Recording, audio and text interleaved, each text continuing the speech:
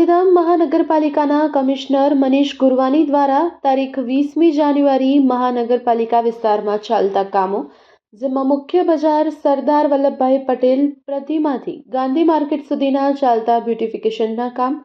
Sector 8ના KDBAની બાજુના રોડના બ્યુટિફિકેશનનું કામ, હીરાલાલ પારેખ સર્કલથી અપનાનગર 4 રસ્તા સુધીના રોડના કામ, ટાગોર રોડથી ગુરુકુલ સુધીના રસ્તાના કામનું કોન્ટ્રાક્ટર PMC મહાનગરપાલિકાના ઇજનેર સાથે રાખી નિરીક્ષણ કરવામાં આવ્યું હતું, જેમાં કામની ગુણવત્તા જાળવવા તથા સમયમર્યાદામાં કામ પૂરા કરવા કોન્ટ્રાક્ટરને સૂચના આપવામાં આવી, તેમજ એન્જિનિયર વિભાગને સમયાંતરે કામની સમીક્ષા કરવા તથા સ્થળ ચકાસણી કરવા સૂચના આપવામાં આવી તેવું મહાનગરપાલિકાની યાદીમાં જણાવવામાં આવ્યું હતું. Report by Bharati Makhijani, Gandhidham.